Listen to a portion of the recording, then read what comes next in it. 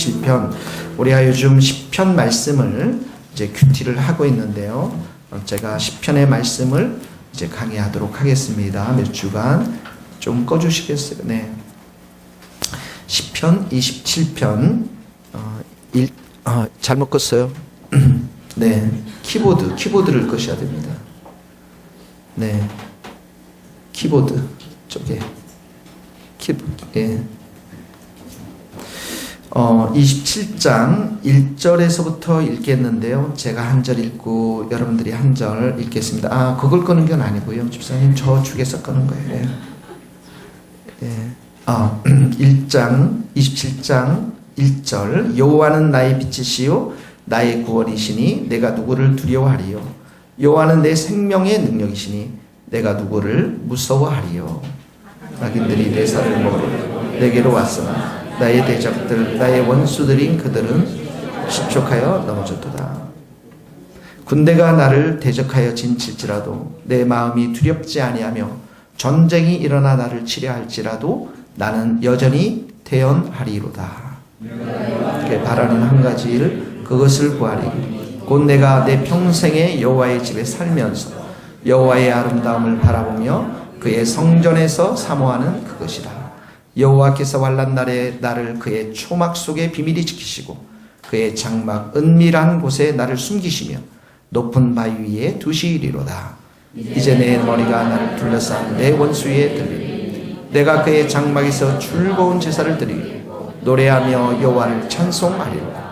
여호와여 내가 소리내어 부르짖을 때 들으시고 또한 나를 긍휼히 여기사 응답하소서. 너희는 내 얼굴을 찾으라 하실 때 내가 마음으로 주께 말하리. 여호와여 내가 주의 얼굴을 찾으리라 하여 주의 얼굴을 내게서 숨기지 마시고 주의 종을 노하여 버리지 마소서.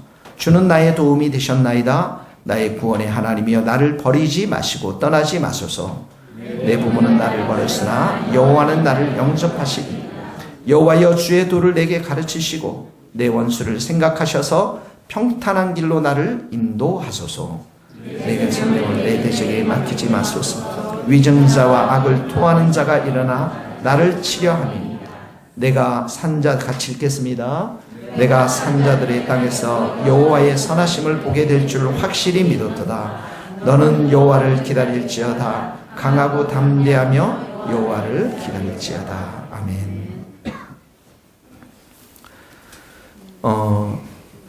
이 시는 다윗이 사울 왕이 그를 쫓을 때 죽이려고 쫓을 때 썼던 시든지 아니면 그의 인생의 말년에 압살롬의 아들, 압살롬이라고 하는 아들, 그 아들의 반역이 일어났을 때 썼던지 정확하게는 알 수 없지만 다윗의 삶 가운데 매우 고통스러웠던 고난의 시간에 쓴 시인 것이죠.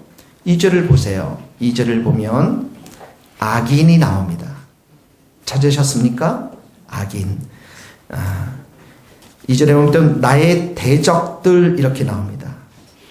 악인들이 내 살을 먹으려고 내게로 왔으나 이렇게 나오죠. 내 살을 먹으려고. 이 살이라는 것은 인간뿐만 아니라 동물들도 함께 지칭한 히브리어 단어인데요. 그러니까 마치 사나운 맹수들이 이 다윗을 죽이려고 하는 것처럼 사냥감으로 먹잇감으로 이렇게 생각하고 자신의 살을 뜯어 먹으려는 아픔과 고통이 담겨져 있는 그런 단어인 것입니다. 3절에 보세요.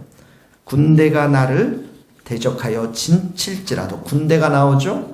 또 전쟁이 일어나 전쟁이 나옵니다. 군대가 나를 대적하여 이렇게 나오고 또 전쟁이 일어나 나를 치려할지라 이렇게 2절에도 보면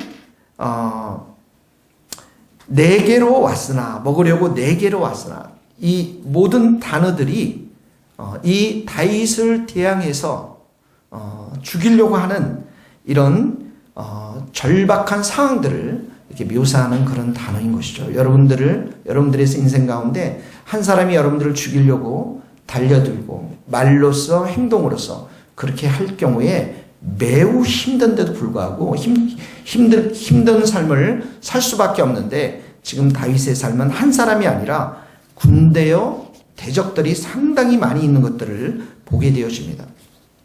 그래서 그가 지금 자신의 형편을 어떻게 표현하냐면 10절에 가면 이렇게 남아 있습니다. 내 부모는 나를 버렸으나, 이렇게 나와 있어요. 내 부모는 나를 버렸다. 이 지구상에서 가장 가까운 분은 부모님이십니다. 여러분들 가장 사랑하는 분은 부모님들입니다. 자식을 위해서는 무엇이든지 희생해 줄 수 있는 분이 부모님입니다.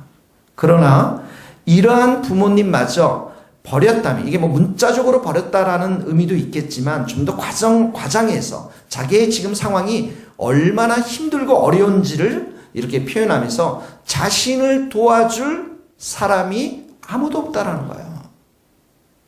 자신의 이런 어려움들을 함께 눈물을 흘릴 사람이 아무도 없다라는 것입니다. 12절을 보면 이렇게 나와 있습니다. 위증자와 악을 토하는 자가 일어나 나를 치려함이라. 위증자, 거짓말을 하는 사람들이죠. 악을 토한다라는 것은 이렇게 심한 폭력들을 자기 자신에게, 이 다윗에게 행하는 것을 말하는 것입니다. 그러니까 다윗이 얼마나 힘들고 어려운 상황들을 지금 살고 있는지를 우리가 이 말씀통을 통해서 볼 수가 있는 것이죠. 우리가 신앙을 갖고 하나님을 사랑하는 우리일수록 악한 마귀 대적들은 사람들을 동원해서 우리를 넘어뜨리려고 합니다.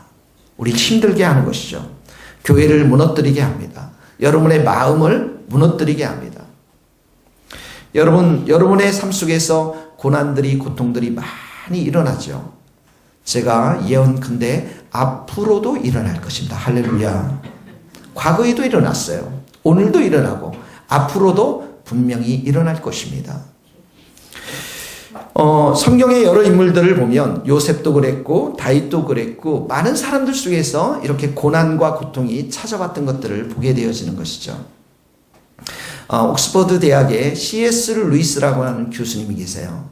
그분이 쓴 고통에 대한 이해, 고통의 이해라는 책이 있습니다. 그 책에 보면 이 C.S. 루이스가 1989년도에 이렇게 태어나서 이제 옥스퍼드에서 공부하고 철학과 영문학과 그 다음에 영어학에 대해서 공부하면서 1955년도에 이제 그 전에 30년 동안 옥스퍼드에서 교수로 일했고 1955년도에 캠브리지에 가서 이렇게 교수로 일하게 됩니다. 루이스가 C.S. 루이스의 삶 속에서 이렇게 그 책을 읽으면 많은 고통들, 고난들이 있던 것들을 이렇게 기록하고 있습니다. 그러면서 그 고난과 고통 속에서 이 고난들을 어떻게 이해했는가, 그 책에 이렇게 기록되어 있는데, 이 C.S. 루이스가 9살에 할아버지가 돌아가시고 그 다음에 어머니가 암으로 돌아가시고, 그 당시에 병원들이 잘 발달되지 않았으니까 집에서 어머니의 암을 수술하는 소리, 비명도 듣게 되고, 그런 수술 속에서 일어났던 많은 그 소독 냄새들, 이런 것들을 보면서 이 C.S. 루이스가 어렸을 때 충격을 받습니다. 10살 때죠. 그리고 12살에 처음으로, 9살에 처음으로 이제 그 보딩스쿨이라고 해서 영국은 학교에 이렇게 기숙하는 학교를 다니게 됩니다. 2번씩이나 이렇게 다니게 되는데, 첫 번째 기숙사의 교장 선생님은 정신 이상자로 진단이 되어서 죽게 되는데, 그런 교장 선생님 밑에서 아주 학대를 당합니다. 회초리를 가지고 학대를 당하고, 그리고 정서적으로도 많이 학대를 당합니다. 그리고 그 이후에 두 번째 갔던 학교에서는 여사감이, 기숙사 사감이 코이라고 하는 사감이었는데, 이 C.S. 루이스뿐만 학생들에게 많은 사랑을 주었던 여자분이었는데, 이 사람은 뭐였냐면 이단에 빠져 있었던 사람이었습니다. 그러니까 이 첫 번째는 육체적인 학대를 당했을 뿐만 아니라 두 번째는 이 기숙사 사감으로 인해서 신앙이 완전히 흔들리게 되는, 이 C.S. 루이스에게는 개인적인 수업을 가르치는 과외 선생님이 계셨습니다. 2년 반 동안 과외 선생님을 통해서 과외를 배우게 되는데, 이 선생님은 철저한 무신론자였고, 그리고 세상을 모든 것을 비판적으로 보는 그러한 선생님이었습니다. 이런 개인적인 학교에서의 부정적인 영향들을 많이 받았던 C.S. 루이스가 19살에는 전쟁에 참여합니다. 세계 제2차 전쟁들 참여하면서 그 전쟁터에서 친구들이 죽어나가고, 그리고 그 죽었던 많은 시신들, 냄새들, 군화들, 이런 공포들, 그런 것들을 무기력하게 보면서 그 안에 마음 가운데 외로움과 우울함, 그것으로 인해서 몹시 괴로워하는 것들을 보게 되어집니다.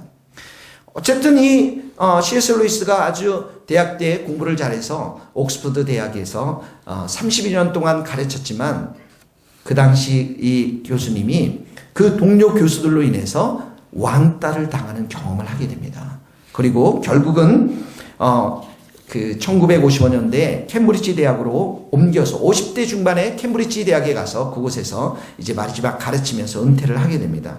가장 인생에 있어서 이분들이 힘들었던 것은 이분에게 힘든 것은 뭐였냐면 결혼을 늦게 합니다. 할렐루야. 우리 싱글들 잘 들으세요. 종근이 형제의 희망이 있습니다. 우리에게는.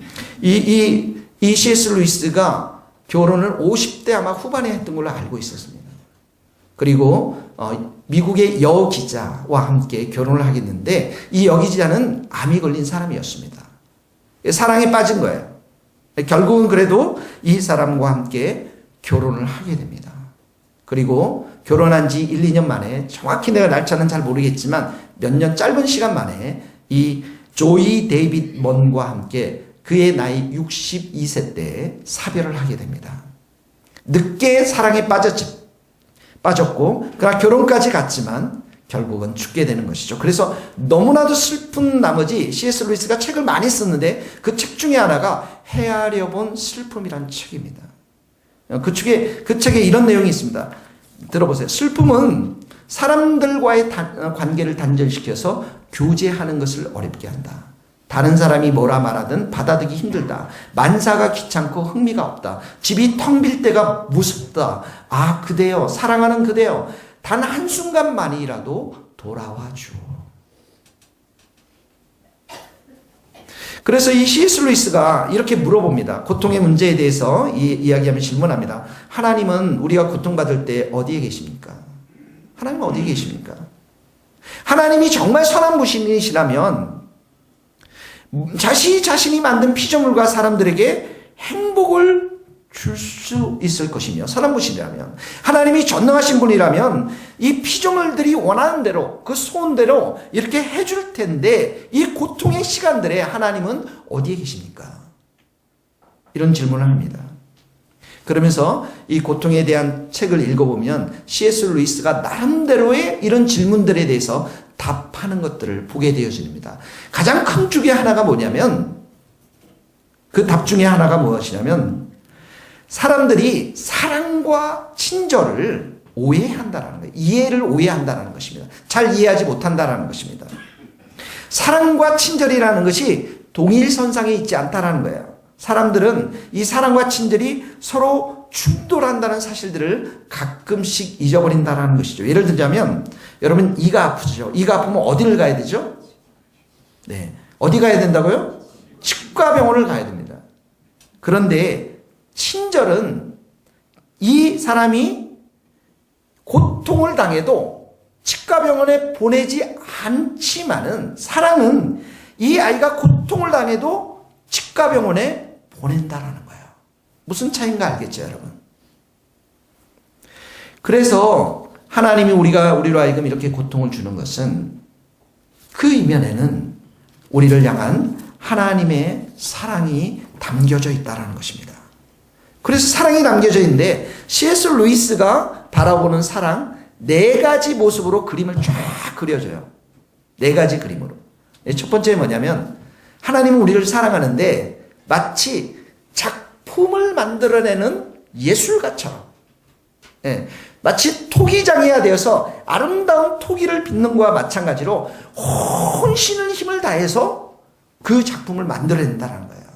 어제 이제 우리 조카에게 우리 여동생에게 전화할 일이 있어서 조카의 안부를 물었습니다. 우리 교회에 왔던 조카. 했더니 이 조카가 이제 대학원을 가기 위해서 열심히 일하는데 교회를 떠난 친구거든요. 그러니까 마음이 이제 불안하고 염려하니까 엄마에게 기도 부탁을 하겠죠. 그래서 여기 한예종에 이제 대학원에 시험 보기 위해서 대학원에 시험 보기 위해서 미술 전공했으니까 작품을 한 12개인가 20개를 제출을 해야 되나 봐요. 그러니까 밤을 새서 혼신의 힘을 다해서 그 작품들을 했겠죠. 마치 하나님이 우리를 사랑해서 사랑하는 것은 이 예술가가 최고의 작품을 만들기 위해서. 그래서 우리 보라 토기, 도자기, 윤영이 도자기, 민권사님 도자기, 가장 최고의 작품을 만들기 위해서 하나님께서 그 예술가의 그 혼신의 노력을 다하는 것처럼 다 한다는 거예요. 이게 성경에서 보여주는 하나님 우리를 향한 사랑의 모습이라는 거예요. 두 번째는 뭐냐면 인간이 동물을 길들이는 것처럼. 여러분 성경은 이렇게 나와 있잖아요. 우리는 그의 백성이요, 그의 기르시는 양이요, 이렇게 표현하지 않습니까? 여러분 이제 지금 우리나라에 애완견들이 엄청 많아졌지 않습니까? 근데 이 애완견들은 어떻게 해요? 길들여야 되지 않아요? 잘 먹을 것도 줘야 되고, 그 다음에 씻기기도 하고, 소변을 어디에 봐야 할지, 대변을 어떻게 봐야 할지, 그리고 손님들이 왔을 때 짖지 않고 어떻게 해야 되는지를 어떻게 해요? 잘 길들인다는 거예요. 왜냐하면 이 동물들은 고등동물들이기 때문에. 누구든지 여러분들이 집에 가서 집게벌레, 지렁이 얘네들 가지고 막 길들이면서 야, 아침 먹을래? 안 먹을래? 이렇게 하는 사람은 아무도 없잖아요. 고등동물이기 때문에 그렇게 할 수 있다는 거예요. 하나님이 우리를 그런 정말 이렇게 잘 길들여진, 우리가 정말 하나님 앞에 창조의 목적대로 우리들을 빚어가기 위해서 이런 사랑을 부으면서 우리를 훈련시키고 연단시키는데 그 밑바닥에는 하나님의 사랑이 담겨져 있다는 것입니다. 세 번째 그림은 뭘 그림을 보여주면, 이 고대 시대에는 아버지가 자녀들을 무척 사랑했다고 합니다. 이 아버지가 자녀들을 사랑하는 숭고한 사랑. 우리가 어렸을 때 밥을 먹을 때 보면 아버지가 드시는 밥상하고 자매들, 죄송합니다, 여자들하고 엄마가 먹는 밥상이 따로 있었어요. 그래서 아버지는 장남인 저하고 밥을 먹어요. 그리고 딸들은 어머니하고 땅바닥에서 이렇게 드시는 거예요.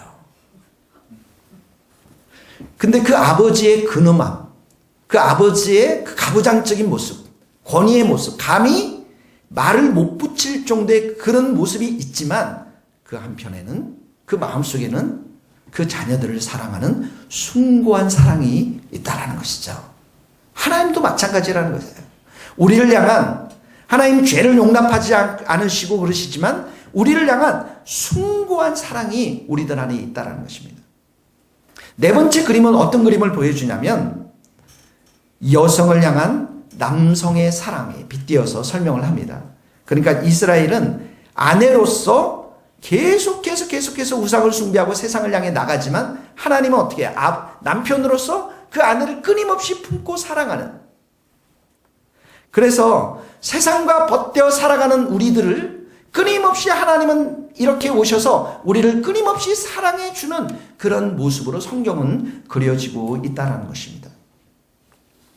그래서 여러분, 작품을 향한 이 예술가 화가의 열정, 개들을 길들이는 인간의 사랑, 자식을 향한 아버지의 숭고한 사랑, 그리고 그 여인을 향한, 세상을 사랑하고 세상을 향해서 나아가는 그 여인을 향해서 끊임없이 사랑하는 그 질투의 사랑이 바로 하나님 안에 계시기 때문에 하나님은 그 사랑을 가지고 우리에게 찾아오셔서 우리를 끊임없이 대화하며 사랑하며 그렇게 하시는데, 우리의 모습 속에서 흠이 있는 모습들이 보여진다면, 우리가 좀 새롭게 변화되어야 될 부분이 있다면 하나님께서는 그 부분을 새롭게 하기 위해서, 고쳐주기 위해서 고통이라고 하는, 고난이라고 하는 수단을 우리에게 사용하신다는 거예요.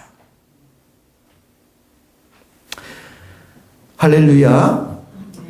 네, 잘 따라오세요, 여러분. 오늘 설교는 조금 여러분들이 그동안 들었던 설교하고는 좀 다를 수도 있습니다, 여러분. 인간의 악함은, 우리가 인간이 악하다고 했을 때 악함은 우리가 철저하게 자기 중심적이라는 거예요. 우리가 철저하게 고집대로 산다라는 것입니다. 그래서 하나님은 이 고집과 아집과 우리 자기중심적인 존재, 이 모든 것들을 다 걷어내시기를 원하시는데, 그때 사용하는 그 수단이 바로 고통이라는 것입니다. 그래서 C.S. 루이스가 이렇게 얘기합니다. 잘 들어보세요. 인간의 영혼은 모든 상황이 좋아 보일 때는 아집을 포기할 생각을 하지 않는다. 내가 얼마나 잘못된 사람인지 수용하지 않는다.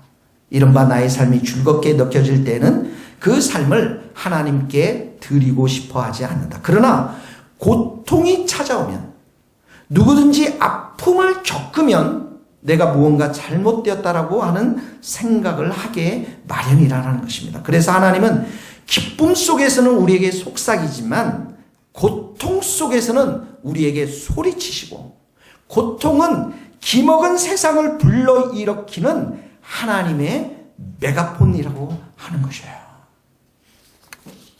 여러분 한번 생각해 보세요.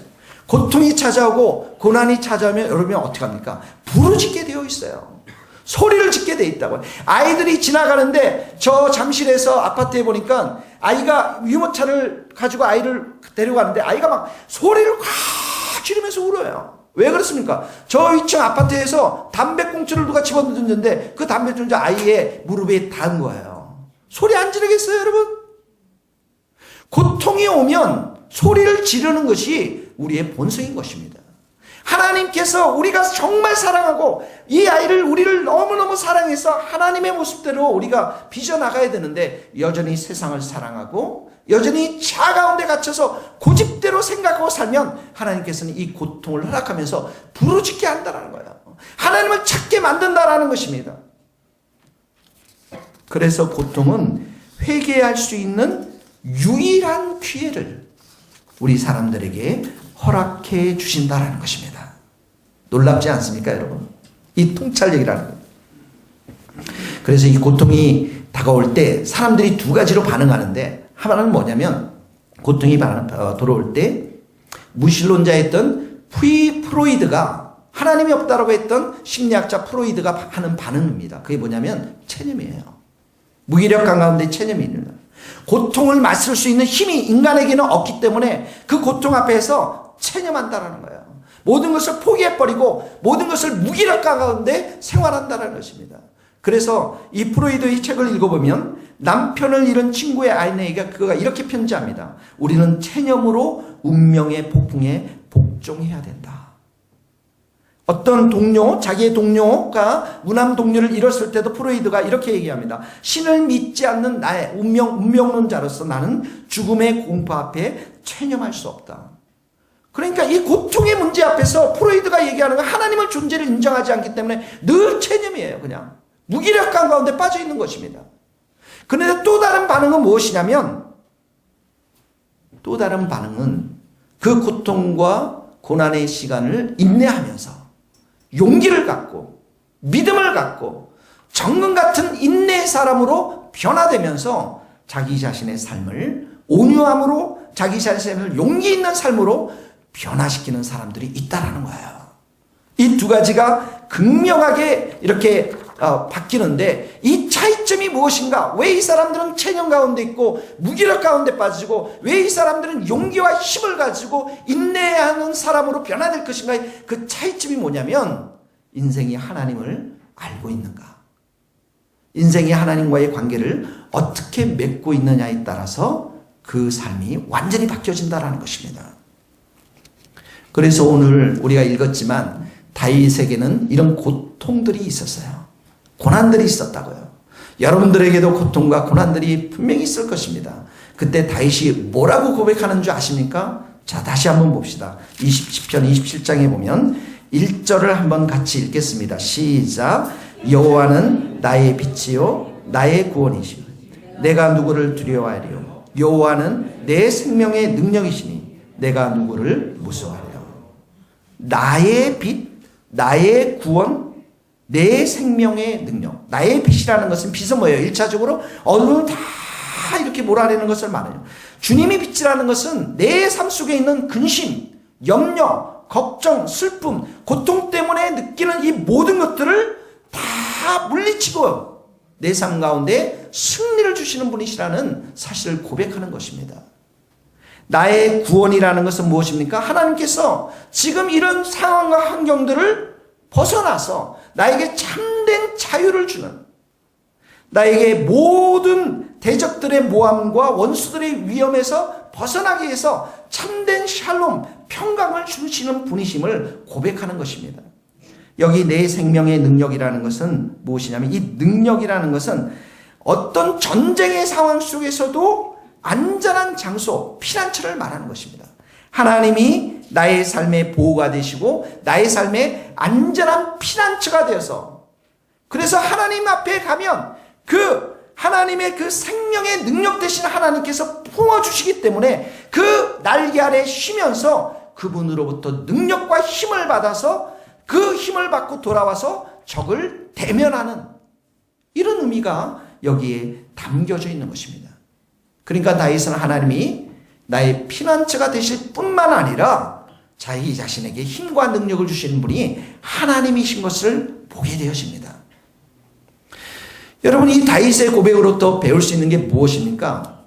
우리가 고난과 고통을 이겨낼 수 있는 힘이 우리에게는 없고 하나님께 있는데, 하나님과의 관계가 목사님만의 하나님, 장로님만의 하나님, 권사님만의 하나님이 아니라 나의 하나님, 나의 구원자, 나의 빛, 나의 생명의 능력자 되심을 깊이 깨닫고, 그 하나님과 나의 신앙이 매일매일 만나서 은혜를 받고 도움을 받는 그런 하나님을 체험하는, 하나님을 아는 그런 관계여야 하는 것을 우리에게 가르쳐주고 있는 것입니다.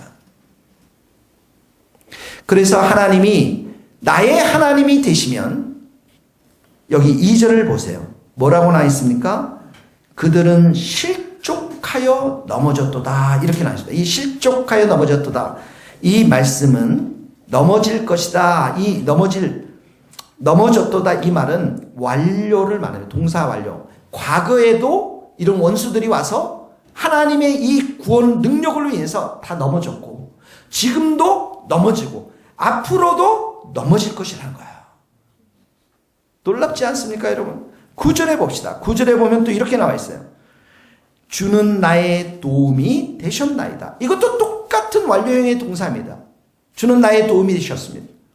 여러분, 다윗의 삶을 보면 목동이었을 때가 있죠. 그때 어떻게 합니까? 사자들에게 달려들어서 죽여버렸습니다. 그 사자들이 먹고 있는 그 어떻게 하면 양을 입에서 꺼냈습니다. 그만큼 하나님께서 그에게 도움자가 되었습니다. 블레셋 대장 골리앗 그 장군에게 가서 죽인 일도 하나님의 도우심이었습니다. 불타오르는 분노를 가지고 사울이 그 다윗을 죽이려고 할 때도 동굴 속에서 구원시켜 줬던 일도 하나님의 도우심이었습니다. 인생의 말년에서 그가 블레셋 침공을 받고 두 아내와 자녀들이 다 블레셋 사람들이 잡혀갔을 때에도 하나님은 다윗을 도와주셨던 하나님이십니다. 그러니까 인생에 있어서 다윗은 에베네셀, 여호와께서 여기까지 우리를 도우셨다라고 하는 이 고백이 삶 속에서 매 순간마다 일어났다는 것입니다. 사랑하는 성도 여러분, 여러분들은 하나님이 여러분들에게 어떤 분이십니까? 지금 일어나고 있는 수많은 여러분들을 향한 그런 고통의 문제들, 여러 가지 생각들, 이런 것들의 여러 가지 문제들, 이런 것 속에서 하나님은 여러분들에게 대해서 어떤 하나님으로 지금 다가가 계십니까? 이 질문입니다, 여러분. 내가 하나님을 이런 인격적인 관계 속에서 말씀과 기도 가운데 탄탄한 관계가 되면 이 상황들을 돌파해낼 수 있는 힘을 하나님께서 우리에게 주신다라는 거예요. 그래서 다윗이 뭐라고 고백합니까? 1절에 다시 보세요. 내가 여호와는 나의 빛이요 나의 구원이시니 내가 누구를 두려워하리요. 여호와는 내 생명의 능력이시니 내가 누구를 무서워하리요. 상황이 이렇게 죽이려고 하는데도 다윗은 무섭지 않다라는 거예요. 왜 그렇습니까? 하나님이 자기 자기 자신과 늘 동행했고 늘 도와오셨고 자기 인생을 인도해 오셨기 때문에 두렵지 않다라는 것입니다. 사랑하는 성도 여러분, 여러분의 삶에 모든 고난과 고통과 문제를 해결할 수 있는 분은 여호와 하나님 한 분밖에 없음을 믿습니다. 그래서 다윗은 놀라운 고백을 합니다. 4절을 한번 같이 읽겠습니다. 4절 시작. 내가 여호와께 바라는 한 가지 일 그것을 구하리니 곧 내가 평생에